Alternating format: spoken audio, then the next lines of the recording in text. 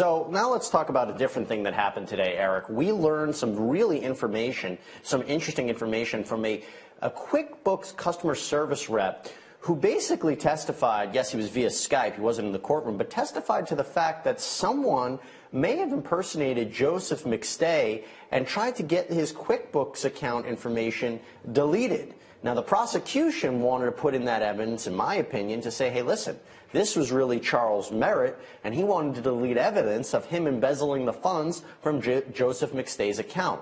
If that was heard by the jury, and if that's what they believe, that's another strong point in the prosecution's camp, correct?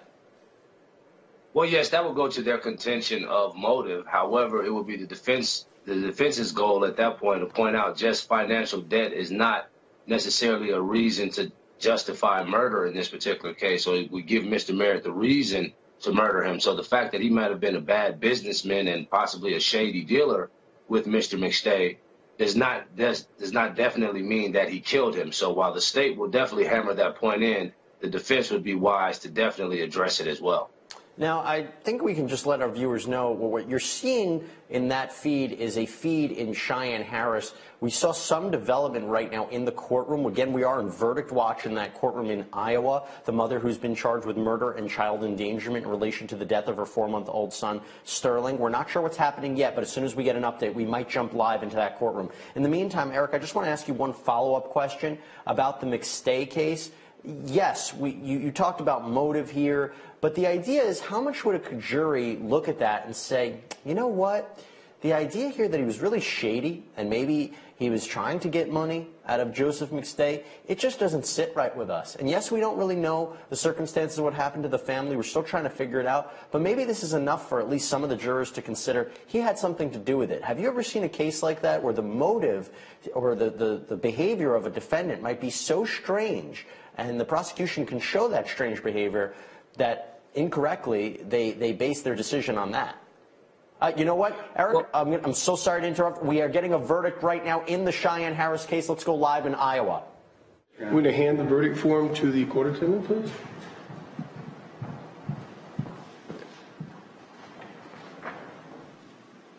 Okay, so I think our camera had to pan up. The jury might be coming in. Okay, we're getting word that we have to jump live. Let's go back to Iowa.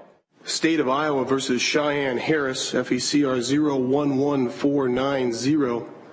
We, the jury, find the defendant guilty of murder in the first degree. Count 2, we, the jury, find the defendant guilty of child endangerment causing the death of a child. Mr. Foreperson, is this the verdict of the jury on both counts? Yes. Mr. Hawbaker, do you wish to have the jury polled? Yes, Your Honor. Okay, you may be seated. Give a list of your jurors. The court attendant is simply going to read your name and ask if this is your... Well, folks, Cheyenne Harris has just been found guilty of first-degree murder and child endangerment. Eric, are you surprised by that verdict? Not at all. I mean, given the fact that they've had very little as far as a defense in this particular case and the condition that the child was found in, I believe that it would have been very hard for the jury to come up with anything other than intentional neglect and intentional acts on the part of the Miss Harris as well as her boyfriend, which resulted in the death of the child. So I'm not surprised at all by the verdict. And if you're just joining us, this is now the second parent to have been convicted. Zachary Cohen, the father, was found guilty and convicted and sentenced to life in prison for murder and child endangerment. I think we might be getting some activity in the courtroom, so I'd like to jump back in if we can. They're just polling the jury for their responses, their verdict. What do you think's going on in her mind right now? I know her defense team earlier today had said, jury, you can find her guilty of child endangerment, but this is not a case of murder. She did not intend to neglect her child. She did not intend to not give him critical care. Do you think she's surprised by the verdict? I mean, I believe that she's going to act surprised. However, given the circumstances of this case and the deplorable condition that the child was found in, I wouldn't believe anything that she nor the father of the child had to say as it relates to any type of sympathy or accident in this case. What happened to this child was very sad, and it showed that neither one of these individuals was concerned about the welfare of the child. Yeah, I mean, it's such an awful case. The details are horrific. It's hard to say that somebody would not be responsible for this, but the idea, what was really a pivotal point in this case was the idea of intent.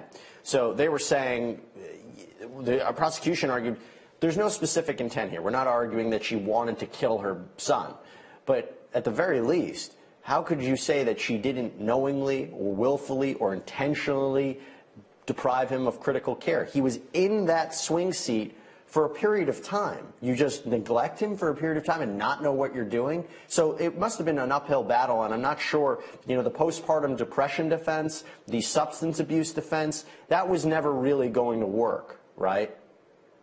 No, not at all, especially, like I said, in a situation where you're dealing with a defenseless child. Voluntary intoxication or the fact that you may have some depression at the time is not going, most jurors are not going to use that as an excuse for what happened to this child in this case. There's really no justification nor explanation for it. They did the best that they could with coming up with a defense that they thought may have garnered her some sympathy, not so much to excuse any culpability, but possibly to get her found guilty of lesser charges where she would serve less time in jail than life in prison. But it's obvious that the jury did not buy that. And you know who you can't help but feel awful for, aside from Sterling, whose life was just taken way before his time, his 2-year-old sister, Nyla. So both of the parents have now been found guilty. Her baby brother died. Just, you can only imagine this 2-year-old, what it's going to be like growing up for her. It's just tragic. Just a tragic case all around. We are going to take a quick break, but when we come back, we have a lot to talk about, both in Merritt and now Harris. We'll be right back.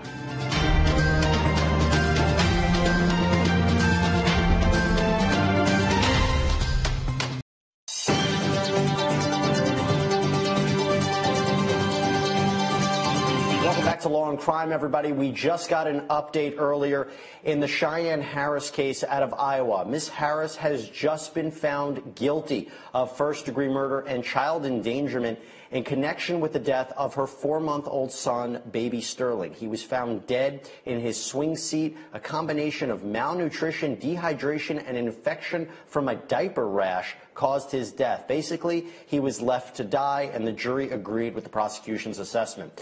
What a case, what a conclusion. This is the second parent who was found guilty. The father, Zachary Cohen, we covered his trial here on Law and Crime. He, too, was found guilty of the same charges and sentenced to life in prison without the possibility of parole. That murder conviction for Miss Harris carries a mandatory life in prison without the possibility of parole.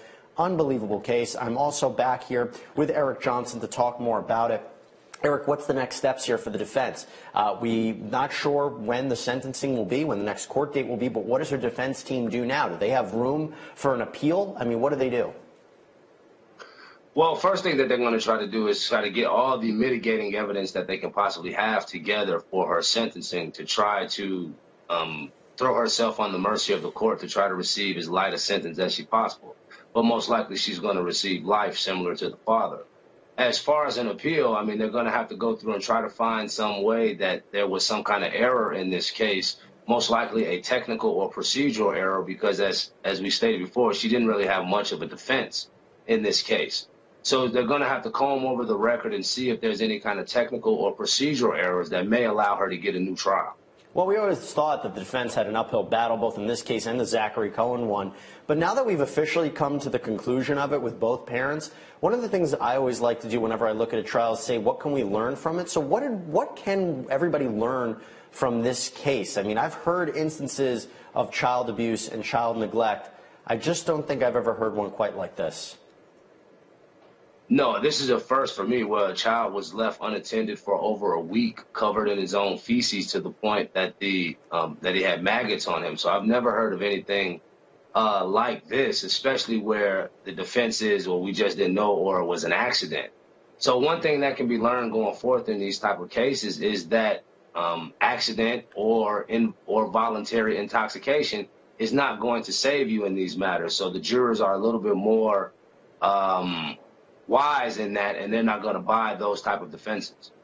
And at the very least, you know, one of the things people always wonder was there a way to avoid it? Was there people that knew something about it? We learned in the first trial that baby Sterling, he had meth in his umbilical cord, but that information wasn't transmitted apparently from the hospital to the government, to the state. And why that's the case, we're just not entirely sure. But again, that is the conclusion of that case. As soon as we have more updates about it, we'll make sure to let you know. That is Cheyenne Harris out of Iowa. Right now, we're going to switch gears and go over to California because we are live in the Charles Merritt courtroom. Michael Russ, who is a crime scene specialist, has been back on the stand. He's been on there for quite some time. Yes, and I think he's still on. So let's go back live into that courtroom. Again, the idea here is and what the prosecution is trying to show is that there might be a video reconstruction of the McStay family's house outside of their home the night they disappeared. And the prosecution wants to show that it was possible that Charles Merritt's car was outside that area on the night in question. Let's go live. Eric, as we listen to this witness, let's get into the meat of some other testimony. One of the most interesting things we learned about was when there was a witness, Detective Smith, on the stand, I think from last week. And he was asked about an anonymous tip he received that Dan Kavanaugh, who we all know is the alternative suspect put forward by the defense, saying that, hey, investigators really didn't look at this guy too carefully. He was another business associate of Joseph McStay who had his own financial motive to kill Joseph and his family. They received an anonymous tip that Dan Kavanaugh killed the family. And he was asked about this. Did you follow up on this? He says, well, we never identified who the tipster was, and we never really interviewed Dan Kavanaugh about it. We believe that he was in Hawaii. What do you think about that? Well, when you look at information that police receive from tipsters, they have to go through, especially if the tipster is not a person who has provided information that has been deemed reliable before, they have to do some follow-up and some corroboration. So if they were not able to possibly corroborate what the tipster said, then it just becomes what's called an unsubstantiated rumor, and the police have the right to dismiss those if they don't feel that there's any evidence that could substantiate. But doesn't that work so well as a defense strategy? I remember seeing a lot of cases where they just put out this alternative suspect, this idea that someone else might have done it, and we'll have a name to that person. May have not done it, may have not been implicated in any which way, but doesn't a jury really hold on to that? And I've seen cases where the defendant gets acquitted because of this alternative suspect. Well, yes, because the presence of an alternative suspect means that the presence of a reliable, possible potential suspect in this case means that the state has not excluded everyone else from the possibility of committing this crime, which means that there exists a reasonable doubt as to who committed the crime, so the state has not met their burden, which would result in an acquittal.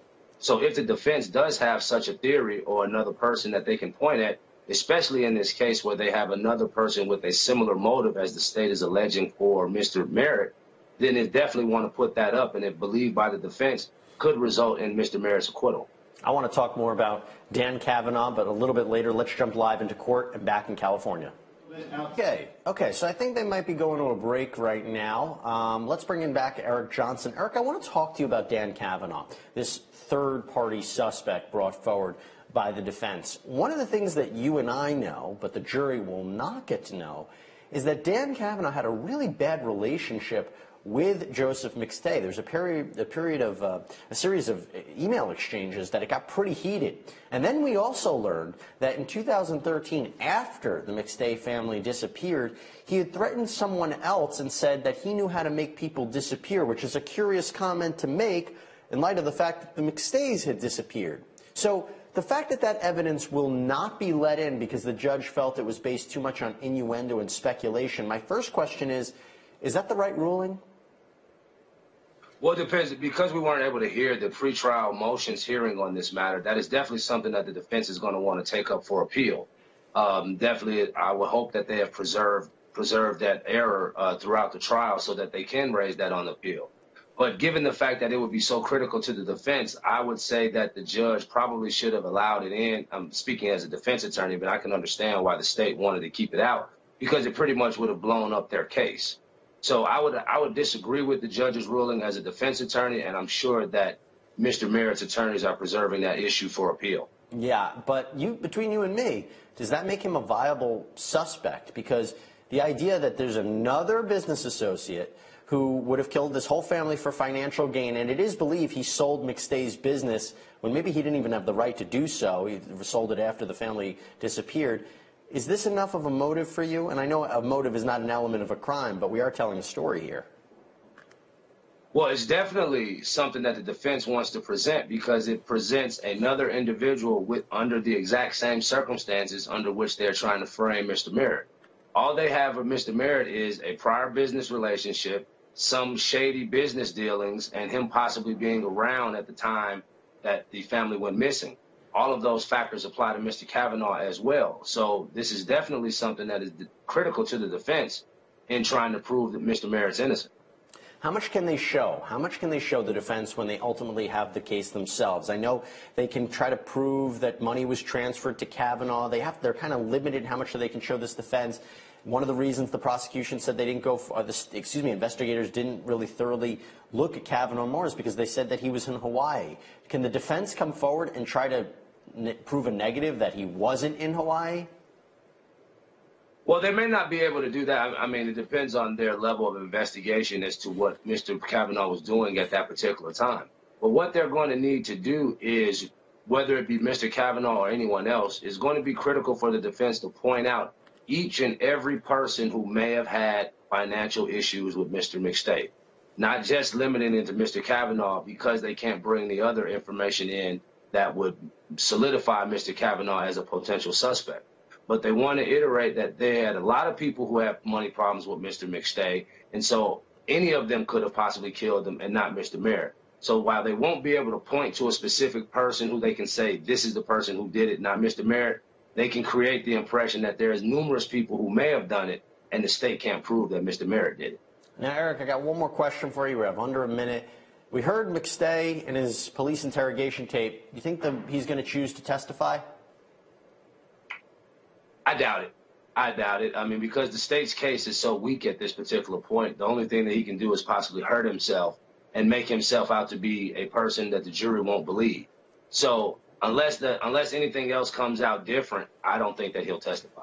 Well, Eric, thanks so much for coming on. They're done for the day in Merritt, so we are done for the day. What day it's been. We talked a lot about our live trials. We were talking about 4 different courtrooms today. We will be back tomorrow live at 9 a.m. Eastern Standard Time. So everybody have a great night and tune in tomorrow on Law and Crime. I'm Jesse Weber. Thanks.